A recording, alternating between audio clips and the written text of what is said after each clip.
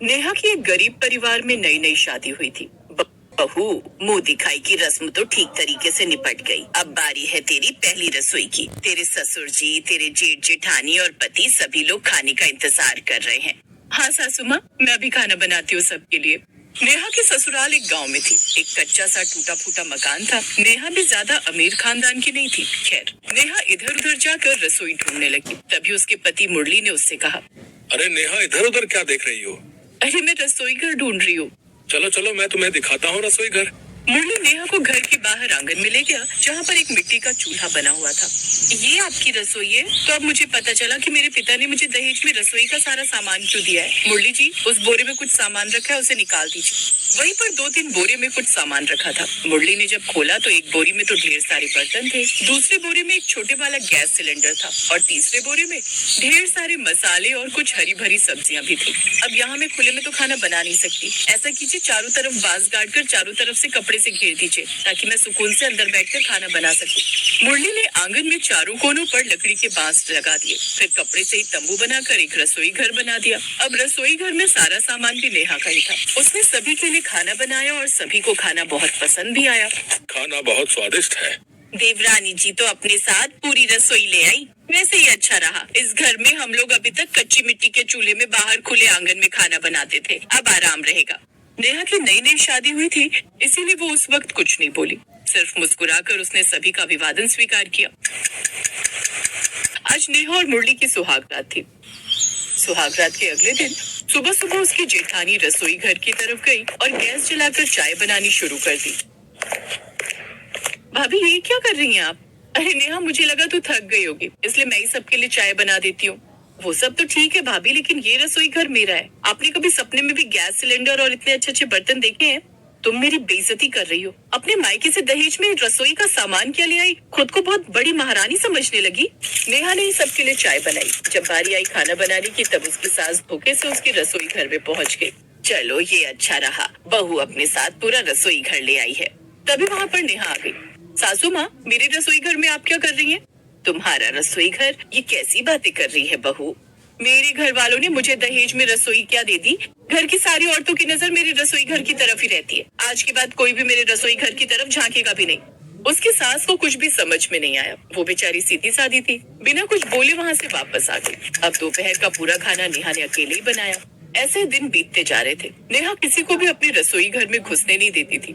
इसी वजह से घर के सभी सदस्यों का खाना नेहा को अकेले ही बनाना पड़ता था। फिर एक रात उसने अपने पति मुरली से कहा, देखिए, घर में इतने सारे लोग रहते हैं और सबका खाना मुझे ही बनाना पड़ता है। ये कब तक चलता रहेगा? नेहा, तुम अपनी रसोई में किसी को घुसने ही नहीं देती हो, तो भला कौन तुम्हारी मदद करेगा? वो रसोई मेरी है, तो मैं भला किसी और को अपनी रसोई में क्यों घुसने दूं? ये तुम कैसी बातें कर रही हो नेहा? मैंने तो तुम्हें एक समझदार लड़की समझा था, और तुम हो कि एक रसोई के पीछे पागल हुई पड़ी हो। अरे भाभी, तुम्हारी रसोई का सारा सामान चोरी करके भाग जाएंगी क्या? मुझे कुछ नहीं सुनना। बड़े भैया से कह दो कि वो अपने खाने पीने का इंतजाम अलग से कर ले। मुरली उस वक्त कुछ नहीं बोला और चुपचाप सो गया। अगले दिन वो अपने खेतों में अकेले बैठकर कुछ सोचने लगा। मैंने कभी सपने में भी नहीं सोचा था कि नेहा इस तरह की निकलेगी। यही सब सोचते सोचते काफी वक्त बीत गया और मुरली अपने घर वापस चला गया। लेकिन उसने घर आकर देखा तो नेहा अपनी भाभी और सास से लड़ झगड़ रही थी। ये रूप मुरली ने उसका पहले कभी नहीं देखा था। नेहा, ये क्या कर रही हो तुम? तुम्हें अपनी भाभी और माँ से बात करने की तमीज नहीं है क्या? मैंने तुमसे कल ही कहा था कि हम दोनों की रसोइयों को अलग अलग हो जाना चाहिए। मैं अपनी दहेज की रसोई में किसी की भी नजर नहीं लगने देना चाहती। जब देखो तब ये दोनों मेरी रसोई में घुसने की कोशिश करती रहती हैं। ओह, ये सब क्या बोल रही है तुम? हम सबको हमेशा मिलजुल कर रहना चाहिए, और सब अपने ही लोग हैं भाई। तेरी रसोई का सामान लेकर कोई भाग थोड़े ही जाएगा।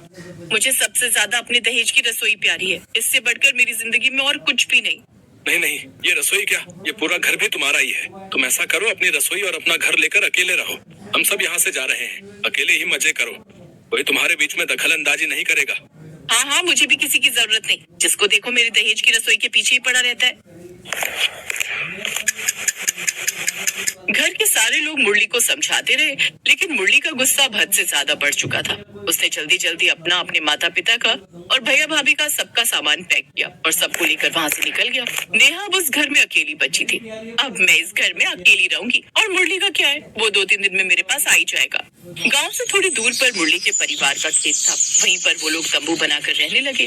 वहीं पर उन लोगों ने कच्ची मिट्टी का चूल्हा बना लिया और खाना बनाने लगे। उन लोगों की तो गरीबी में रहने की आदत थी, इसीलिए वो लोग अपनी जिंदगी वहाँ पर फिर से उसी तरह जीने लगे। मुरली, मुझे लगता है तूने गलत किया है बहू के साथ।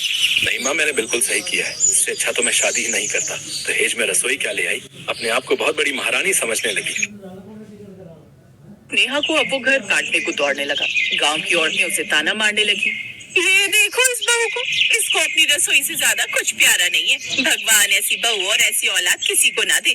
बिल्कुल सही कहा तूने। इस घर की तरफ तो देखने में अब शर्म आती है। आज के बाद इस गली से निकलेंगे भी नहीं। तो इस तरह धीरे धीरे नेहा के घर के सामने से होकर अब कोई नहीं गुजरता था।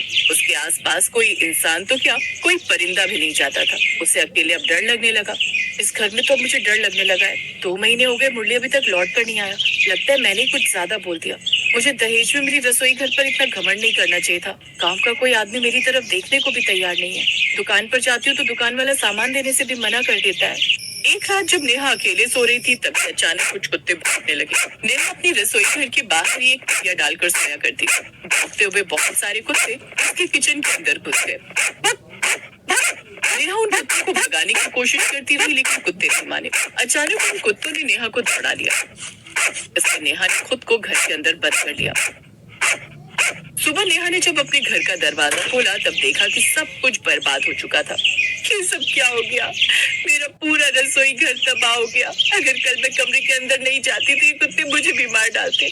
यहाँ दूर दूर तक मुझे बचाने भी कोई नहीं आया।